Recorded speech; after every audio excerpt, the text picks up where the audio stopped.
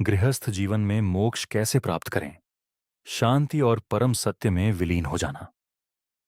लेकिन अक्सर लोगों के मन में यह भ्रम होता है कि मोक्ष केवल सन्यासियों, योगियों या जंगलों में तपस्या करने वालों के लिए ही संभव है। जबकि हमारे शास्त्र बताते हैं कि एक सामान्य गृहस्थ व्यक्ति भी अपने परिवार, जिम्मेदारियों और दैनिक जीवन के बीच रहकर मोक्ष प्राप्त कर सकता है। भगवान श्री कृष्ण ने भगवद गीता में अर्जुन को युद्ध भूमि में खड़े होकर ज्ञान दिया था, किसी जंगल या गुफा में नहीं। इसका अर्थ यही है कि जीवन के कर्तव्यों को निभाते हुए भी आत्मिक उन्नति संभव है। 1. कर्म करते हुए आसक्ति छोड़ना। गृहस्थ जीवन में मोक्ष प्राप्त करने का पहला और सबसे महत्वपूर्ण सिद्धांत है निष्काम कर्म, अर्थात अपने कर्तव्यों को पूरी ईमानदारी से निभाना, लेकिन उनके फल के प्रति अत्यधिक आसक्त न होना। आज मनुष्य का अधिकांश दुख अपेक्षाओं से पैदा होता है। हम सेवा भी करते हैं तो बदले में सम्मान चाहते हैं, प्रेम भी करते हैं तो प्रत्युत्तर चाहते हैं। लेकिन जब व्यक्ति कर्म को पूजा मानकर करता है, तब उसका मन धीरे धीरे मुक्त होने लगता है। 2. परिवार को बंधन नहीं, साधना समझें। बहुत लोग सोचते हैं कि परिवार मोक्ष में बाधा है, लेकिन वास्तव में परिवार एक महान आध्यात्मिक विद्यालय है।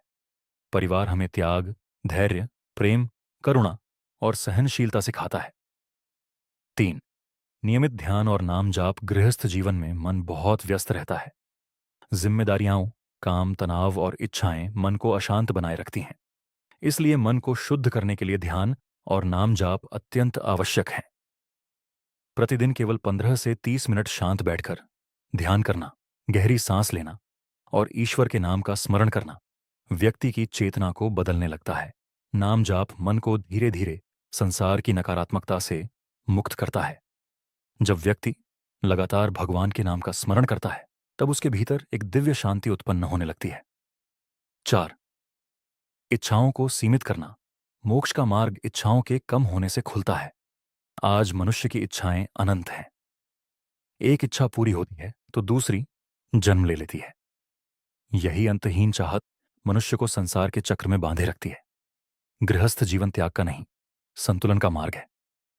धन कमाना गलत नहीं है, लेकिन धन का दास बन जाना दुख का कारण है। निष्कर्ष, गृहस्थ जीवन मोक्ष में बाधा नहीं है। वास्तव में यह आत्मा को परिपक्व बनाने का सबसे बड़ा अवसर है।